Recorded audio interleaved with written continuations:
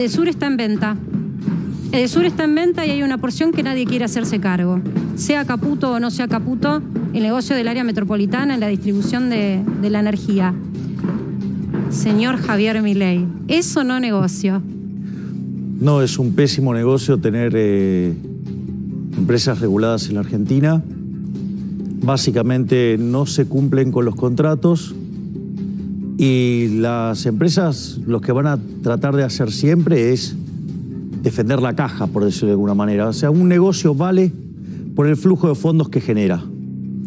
Cuando vos le pisás los precios, porque ya invirtieron, eso también tiene nombre en la teoría económica, digo, por lo cual le dieron el Premio Nobel de Economía a Kirtland y a Prescott, que se llama inconsistencia temporal, ¿no? O sea, vos invertís y como ya tenés hundido el capital, después te expropian. ¿Cómo te expropian? No dándote tarifas.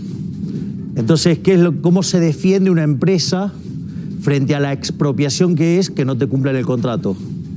Te pisan las inversiones y eso se termina manifestando en un deterioro en la calidad del servicio.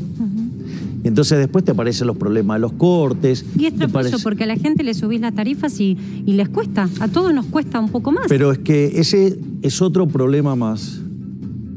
Porque Argentina en realidad en los 90 era de los países con la energía más barata del mundo.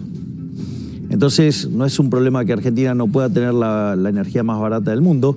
El problema radica en los daños que causa el regulador, que es una expropiación. Cuando vos no le cumplís las condiciones del contrato, eso es una expropiación. Cuando vos, las condiciones del contrato básicamente es algo que se llama ecuación económica financiera del contrato y los precios tienen que estar en línea con esas características. Cuando vos no lo cumplís, bueno, se te va a manifestar en menores inversiones y después pasan estas cosas, pasan los cortes, pasan todas juicios estas internacionales cosas. Que después también todos tenemos que pagar, ¿no? Bueno, de hecho yo en el CIADI defendí en 5 casos a la Argentina, o sea, y la verdad es que fueron excelentes gestiones porque si bien se sabía que vos ex ante perdías, el juez siempre falló el número que determinamos nosotros, o sea, que quiere decir que el trabajo que hicimos, o sea, le ganamos a la otra parte, le hicimos ahorrar miles de millones a los argentinos,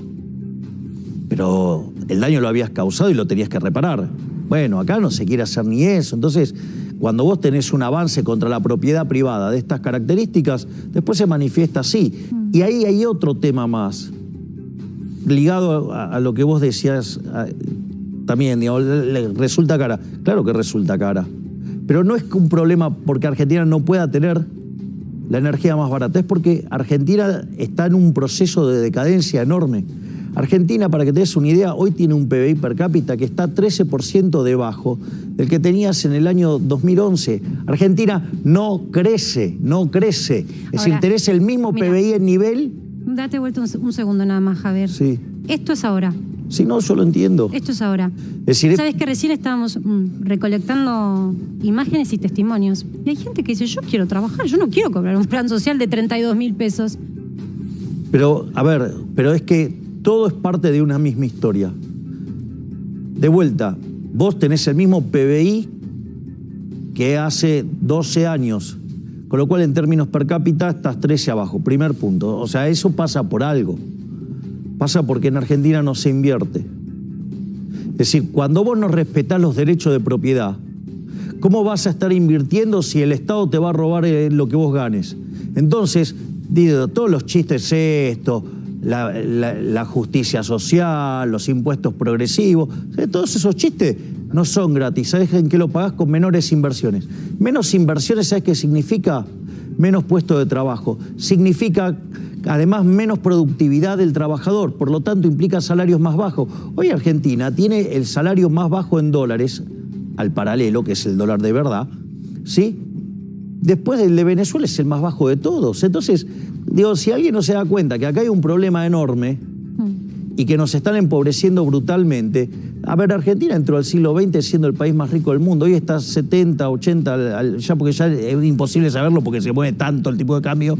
¿Entendés? Y 140 al oficial y está 140 al paralelo. O sea, te das cuenta de decir, Argentina es un país que está profundamente empobrecido. Tenés 40% de pobres, que en realidad, digamos, vas a estar camino al 45 y si tomaras otras medidas está mucho peor.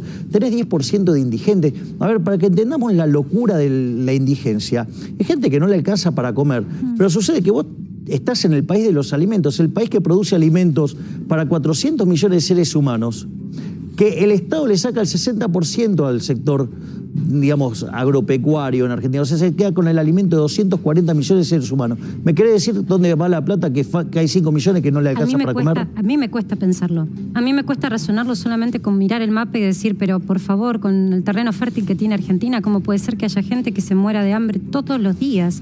Y hablabas de las estadísticas. Esta semana no nos ponemos de acuerdo ni en las estadísticas de cuánta gente duerme en la calle. Tuvimos organizaciones que denuncian que hay más del doble de lo que en realidad, o más de 7 veces, depende de la organización. Sí, igual, digamos, los que tienen... de la estadística. Siempre yo prefiero ir por criterio científico y no, digamos, de estar haciendo números sin criterio alguno. Es decir, vos después podés agarrar, ir, discutir con un técnico del INDEC, pero tiene una base científica lo que hacen. Después te puedes estar de acuerdo o no, te puede gustar más una metodología, te puede gustar más otra, pero en principio yo las estadísticas iría por donde hay gente capacitada para hacer eso. Obviamente que Argentina tiene un problema que se perdió credibilidad en los datos, también por el desastre que hizo el kirchnerismo durante el segundo gobierno de Cristina Fernández de Kirchner, donde manoseaba los índices de inflación y eso tenía aparejado que te mentían el PBI. ¿Me querés dar tu libro? Sí, es un... Por favor, porque yo estoy con mucha ansiedad por leer. No es mío, digo, ahora el mío sale en abril. Ah, este no es todavía. Ese es el de Ricardo Rojas. Ah, te escuché hablar de este concepto. La inflación como delito. Con lo cual, bueno, ¿cuántos presos debería haber, no? O sea, van a ser presos políticos, Javier. ¿Qué estás insistiendo? No van a ser presos políticos. Van a ser traidores a la patria, que es otra cosa. Lo primero que hay que entender es que la inflación es un delito. Entonces, lo voy a explicar porque si no parece muy loco. Está muy bueno el argumento del doctor Ricardo Rojas. Pero fíjate esto, suponete que estamos en la economía que hace transacciones en moneda de oro. Entonces, aparece un físico y un químico que me cuentan cómo convertir el plástico en oro. Empezamos a comprar plástico y lo convertimos en oro. O sea, estamos haciendo oro falsificado. Hasta ahí no hay delito, porque si yo lo tengo guardado en mi casa no hay problema, no le estoy haciendo daño a nadie. Si yo quiero adornar a mi casa así y quiero presumir de eso, seré un idiota, pero digamos, pero no le estoy causando daño a nadie. Ahora, suponete lo siguiente, que yo vengo con un lingote de oro y te digo, hola, Marce, ¿cómo estás? Te cambio un lingote por un lingote. Es raro. El tuyo es falso. Pero no, supongamos que no lo sabés y que la copia es muy buena. Pero te resultaría igual raro un lingote por un lingote. ¿Por qué vas a cambiar una cosa igual por otra cosa igual? Entonces, ¿qué haces? Te digo, bueno, te doy 2 lingotes. Y vos que decís, y mirá, cuando la limosna es grande hasta el santo desconfía. La verdad es que los políticos no son tan idiotas para hacerlo de esa manera. Lo que hacen que es, los fraccionan. Digo, que esto es la historia de la humanidad. La historia de la humanidad es cómo los monarcas, cómo los señores feudales, cómo, digamos, se terminaban estafando a la gente, en especial con el manejo del dinero. Entonces, ¿qué es lo que hacen? Fraccionás las monedas, las mezclás con las buenas, lo metés adentro del sistema, aumenta la oferta de oro, baja el poder adquisitivo del oro y todos los precios expresados en oro suben. Es decir, la inflación en el fondo, que es la contracara de la estafa. Es decir, que cuando vos emitís dinero, eso es una estafa. Cuando yo digo que hay que cerrar el Banco Central, hay una cuestión de índole moral, que robar está mal. Entonces, en ese contexto, lo que vos tenés es que en rigor, vos el Banco Central lo tenés que cerrar porque es un delito. A ver, fíjate esto, este gobierno, a lo largo de los 3 años que lleva de gobierno, ¿sabes cuánto emitió para financiar al fisco? ¿Cuánto? 16 puntos del PBI. Quiere decir que más o menos te roban con la emisión monetaria 5 puntos del PBI por año. Estaríamos hablando en un rango de 25.000 a 30.000 millones de dólares. ¿Qué me contás? Lo que dice Rojas, ¿qué es? Mirá, el Código Penal tipifica un montón de delitos. ¿Cómo digo un delito de estas características no va a estar tipificado? Es decir, aquellos que, por ejemplo, diputados que aprueben presupuestos con déficit fiscal, como pasó con el último, deberían ir presos por traidores a la patria. Está bien, pero yo te lo doy vuelta y digo, también tenés este lío. Porque hay gente que está diciendo, me están sacando el plan de 32.000 pesos y yo no encuentro trabajo. Pero de vuelta, el ajuste no tiene que recaer sobre la gente. Pero viste que cuando se habla de gasto público se habla de... En la cabeza de la gente, me aumentan las tarifas, sacan los planes sociales, las jubilaciones cada vez duermen más o sea, en el freezer. Nunca ajustar a los políticos. ¿Cuánta plata aportaría ajustar a la política? No, porque ahí, digamos, ellos hacen esa trampa y la realidad es que no podés caer en esa trampa. Lo que tenés que hacer es cortar las partidas de donde roban los políticos. Ejemplo, una partida de donde hay un robo monumental es la obra pública. Y vos, no quiere decir que no va a haber obra pública, podés hacerlo a la chilena. Los chilenos, cuando empezaron el programa de estabilización, no tenían un mango para invertir. Entonces, ¿qué hicieron? Hicieron un régimen de iniciativa privada. Entonces vos vas a Chile, todas las cosas que acá supuestamente las tendría que hacer el Estado, las hace el privado. La ruta te las hace el privado.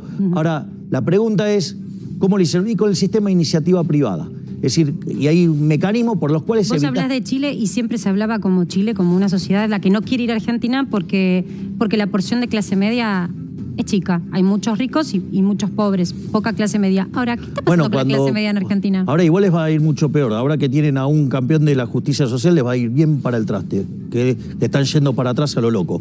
Con el impresentable ese que tiene de presidente ahora. Con ese no hablas.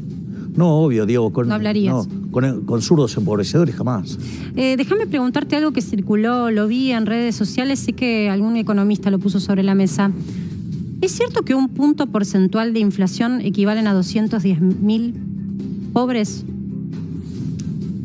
Eso, la verdad es que hacer eso, esa cuenta es una cuenta de equilibrio parcial y la inflación es un problema de equilibrio general. Metodológicamente te diría que está mal.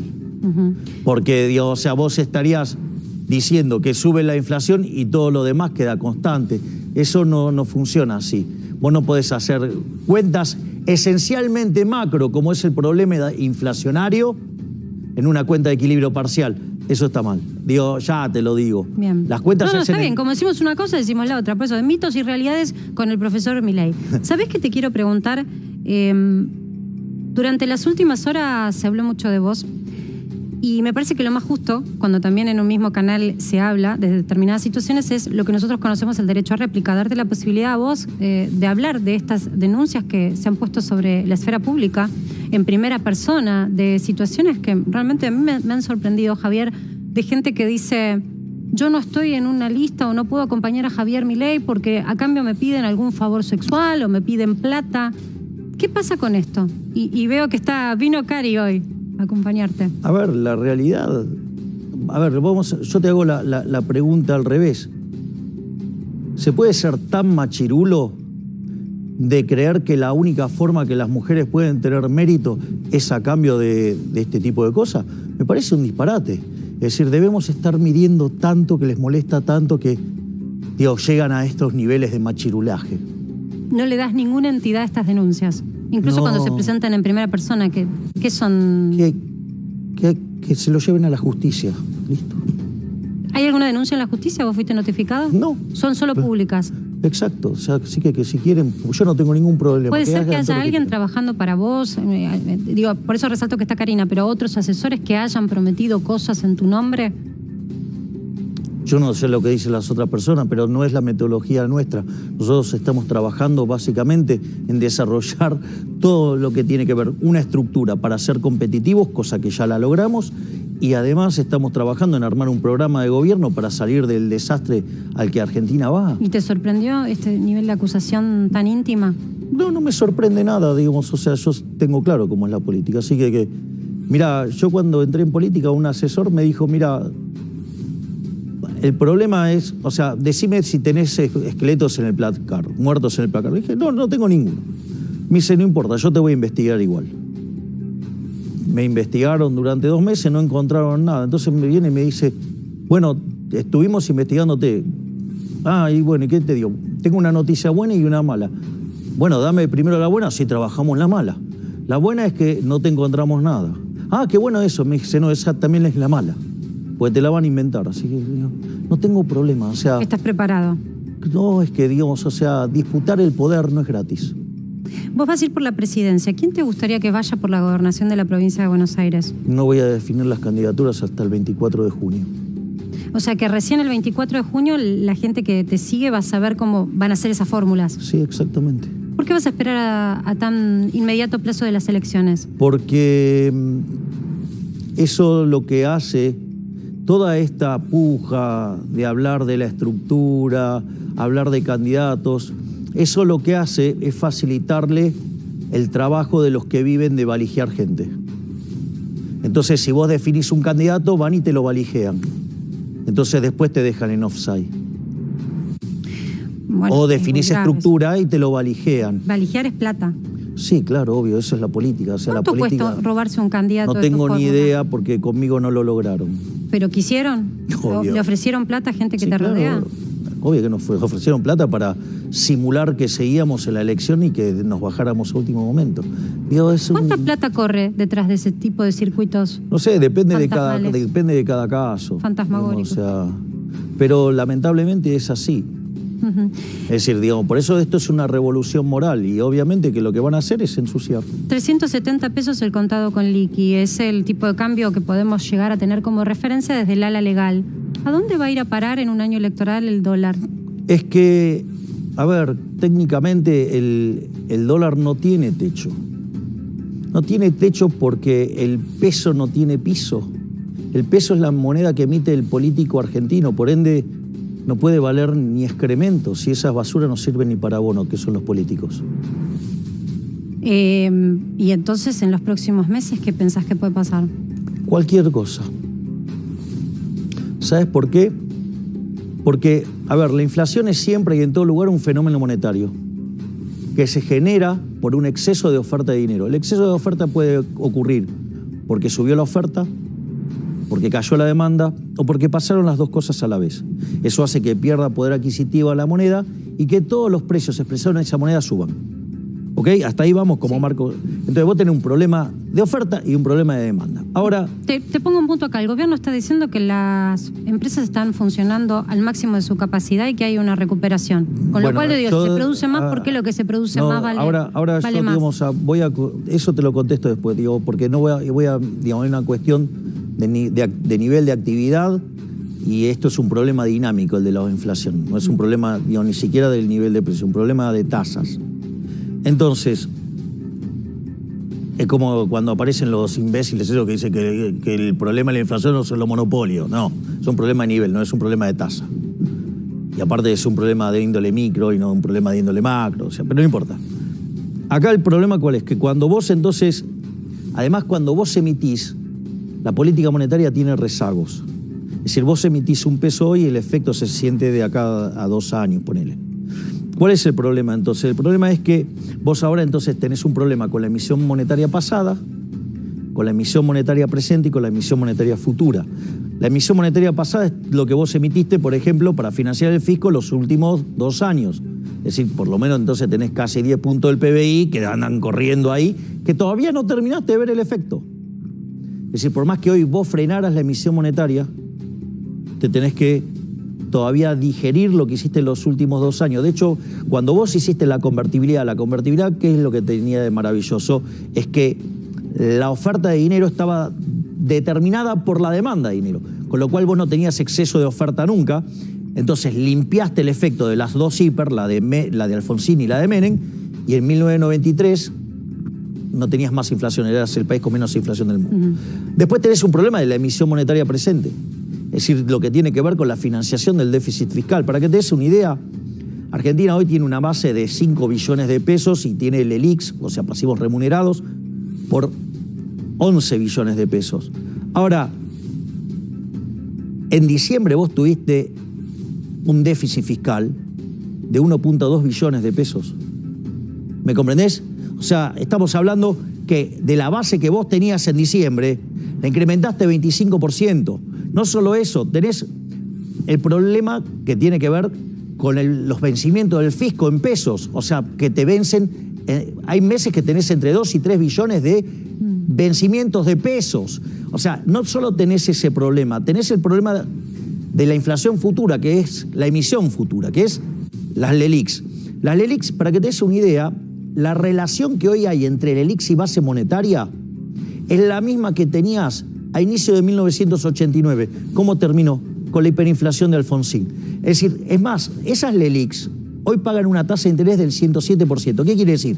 Que esa relación que podría estar en 2,5 veces, sí, la vas a llevar a 5. Sumale además el déficit fiscal. Digo, con lo cual tenés pero, todo Javier, para vos estallar. sos consciente que todo esto que describís, si a vos te toca ser presidente, lo tenés que agarrar.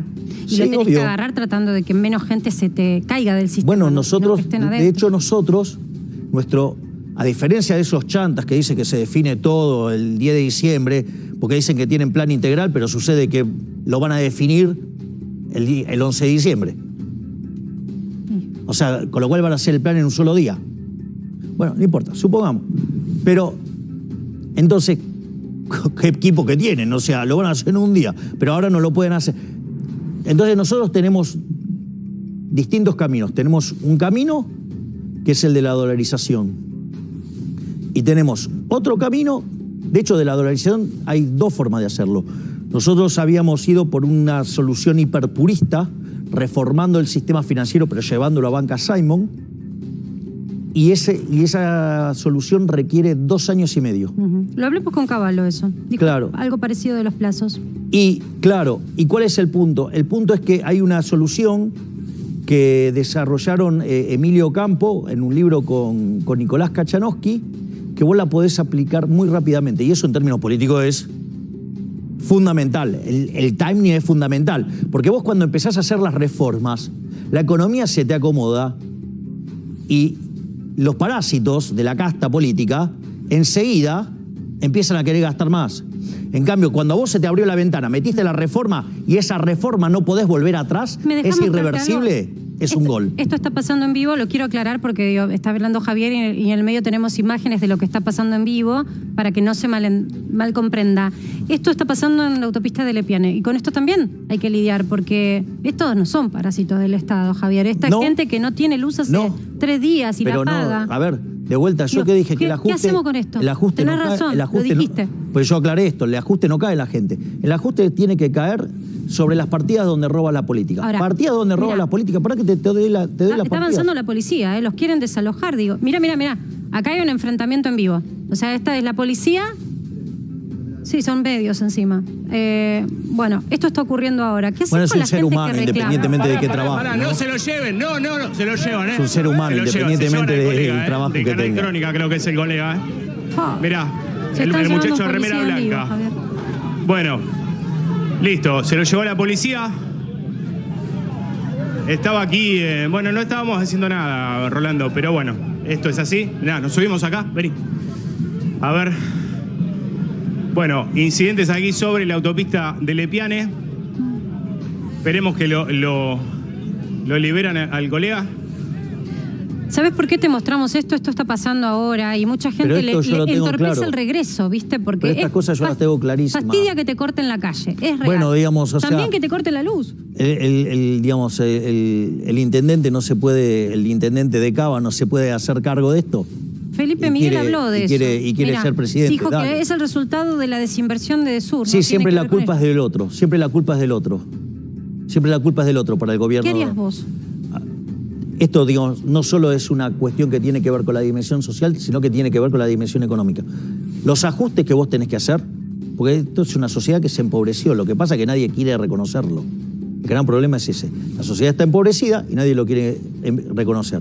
Digo, los inútiles del gobierno de la Ciudad Autónoma de Buenos Aires siempre están echando... Son grandes relatores que le echan la culpa a todo el mundo. Es decir, no es que ellos no saben manejar un corte. O sea, vivís con toda la ciudad sitiada por los piqueteros y nunca resuelve nada. Pero estos no son piqueteros. Está bien, gente que está cortando... Pero siempre, digamos, o sea A, B, digamos, siempre tiene el problema que no lo pueden arreglar.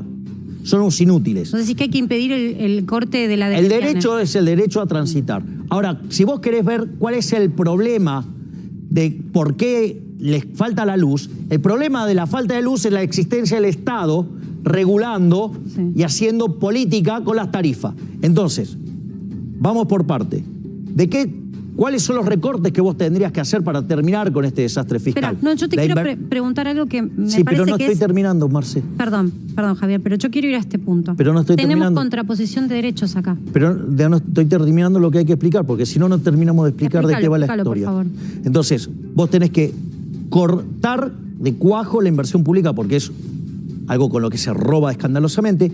Tenés que cortar de cuajo las transferencias discrecionales, que es un curro entre el Ejecutivo Nacional y los gobernadores. Tenés que cortar el tema de los subsidios económicos. ¿Sabés lo que tenés que hacer?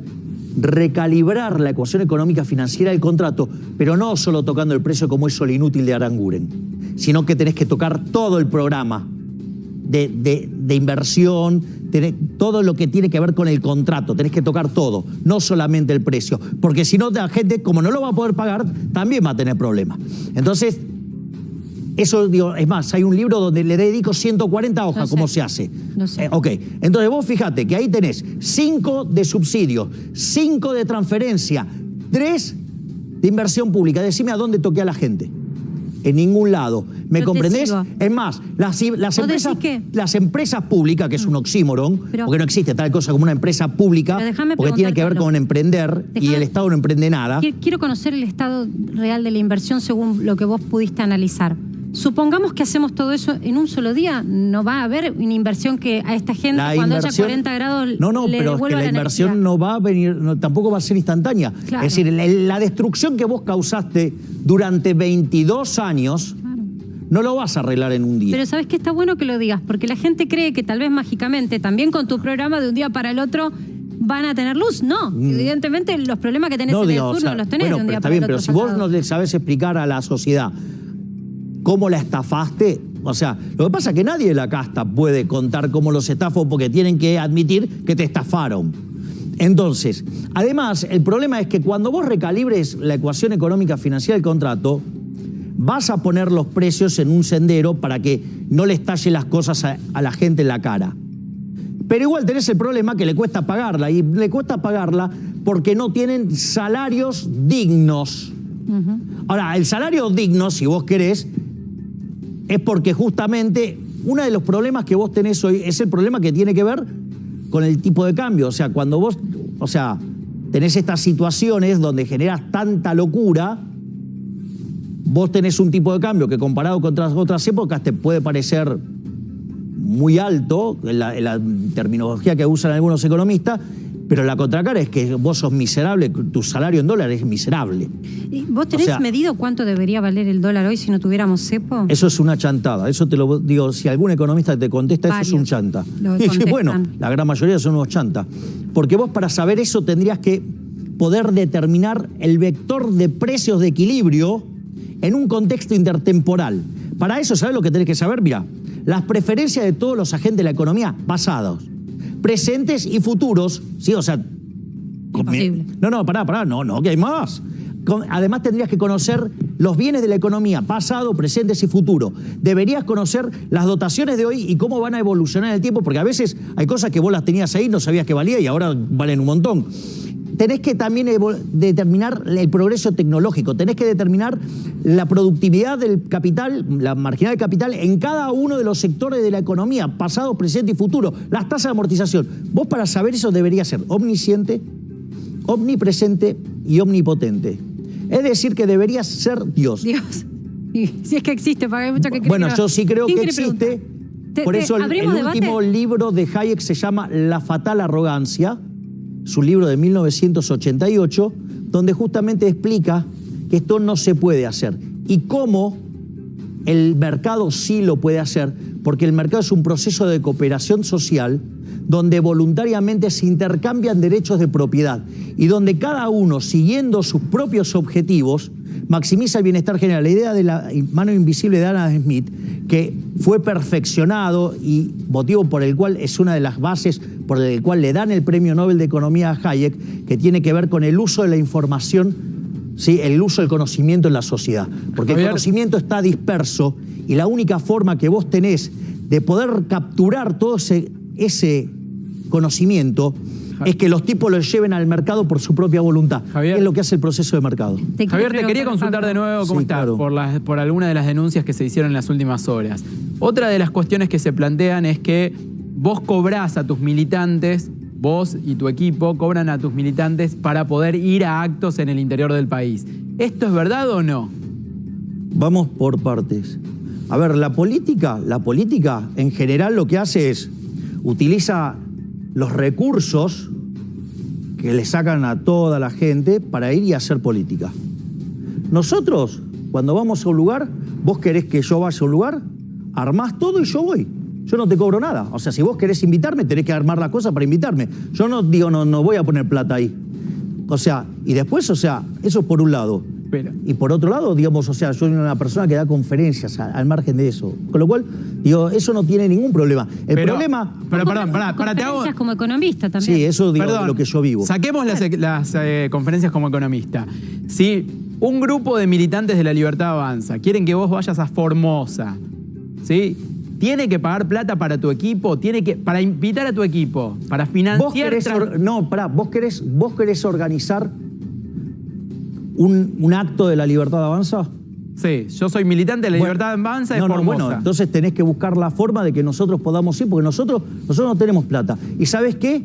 ¿Sabés cuál es la diferencia entre el resto de la política y nosotros? Que el resto de la política saca plata de la política. O sea, vos acá si querés hacer política, tenés que poner el hombro.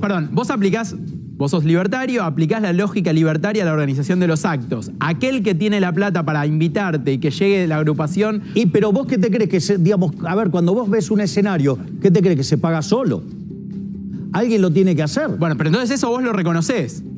Eso, o sea, el que quiere que vos vayas a un acto tiene que conseguir la plata para que vos puedas ir. Lo tiene que armar. Y si no, ¿cómo haces un acto? Aprovecho 30 segundos, Javier, porque quiero terminar de termina el programa y no quiero cambiar pero no estoy pudiendo terminar digamos, me estás interrumpiendo, Carlos. Bueno, no te interrumpo, entonces, querido. A ver, la diferencia es que la gente está mal acostumbrada con la política. Ejemplo, XX va y hace un acto en tal lugar y pone un montón de guita de los que pagan impuestos. Así no se hace política decente. Así hacen política los chorros. La gente decente, digamos, agarran y todos ponen el hombro. O sea, ¿cómo querés que haga, digamos, para ir? Pero me va a matar la producción, pero ese financiamiento incluye, por ejemplo, poner las sillas en el acto o incluye también pagar los costos de los traslados tuyos y de tu equipo, por ejemplo. Pero ¿cómo? A ver, pero de vuelta, ¿vos te crees que, digamos, o sea, yo dónde vivo? ¿Dónde vivís? En tu casa. Capital. Digo, vivo Capital.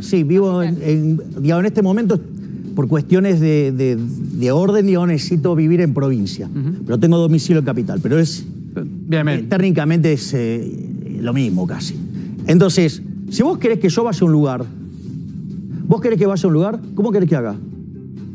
¿Cómo querés que haga? Digo, todas esas cosas, o sea, las tenés que pagar. Cuando vos, por ejemplo, mirá, a mí me invitan a dar conferencias de todas partes del mundo. ¿Sí? Bueno, a mí cuando vos me pagás una conferencia del lugar del mundo donde me tenés que pagar el traslado, me tenés que pagar el lugar donde voy a dormir, si me quedo a dormir. Es más, nosotros hasta tenemos el decoro de minimizar la cantidad de tiempo y todo para que además sea más accesible. O sea que nosotros tratamos de evitar que... Pero... De vuelta, es como Javier, cuando vos organizás una conferencia. Javier, con lo cual si me llaman de España, digo, tengo que ir a España o a Estados Unidos, digo, ¿qué te crees? ¿Que el pasaje me lo pago yo? ¿El hotel me lo pago yo? No. Con lo cual es igual. Va a haber más denuncias, digo, si hay más denuncias de este tipo, vos le estás diciendo, sí, es verdad, yo cobro. No es que cobro, yo no te cobro nada. No, la actividad privada tuya sí, eso por más de que te saquen mañana. Pero eso es una conferencia. No tiene que ver. Pero eso que tiene que ver. Está bueno aclararlo, porque en una campaña van a sacar... Está bien, pero yo digo, a ver... Está bien. Vos todavía vivís de tu trabajo, eso es lo obvio que vivo de mi trabajo, porque yo la dieta la sorteo, o sea, yo se la devuelvo a la gente. O sea, un mecanismo por el cual no pase por mis manos. Por eso, digo, la sorteamos. Entonces, ¿cuál es el punto? El punto es que cuando yo tengo que... Digo, ¿cómo vivo? Y, digamos, voy de una conferencia, facturo y con eso pago mi gasto. O sea, no tiene mayor misterio. Creo que quedó clarísimo, Javier. Yo te digo, no, pero quiero que quede claro esto. Porque los políticos, primero que no pueden vivir de esa manera. Porque no tienen la capacidad. Nadie pagaría por alguna de las ratas esas que tengo de compañerito de trabajo por escucharlos un minuto. En cambio, hay gente que está dispuesta a pagar mucho por escucharme a mí, porque digo cosas valiosas. Punto 1. Punto 2, que no solo es eso, sino que además, se tiene que terminar este curro de la política, donde los políticos van y roban guita y, digamos, y lo tiene que pagar forzosamente y no avalado el pagador de impuestos. Sí, que aparte las campañas electorales es un tema de un agujero por eso es que un nunca gran curro contra la se gente. cuenta. No, pero Javi, en cambio yo me tengo que nosotros, ir. vos querés que vaya a 2 algún minutos lugar, pasada. tenés que, digamos, o sea, montar la estructura para que pueda ir. O sea, eso, el delito lo cometen los políticos. Nosotros lo estamos haciendo honestamente. Pero ¿sabés lo que pasa? Les molesta que haya gente honesta. Gracias por haber participado. Para que sepas una vez más, Javier Milei, con ustedes respondiendo a todos. Estamos 2 minutos pasados.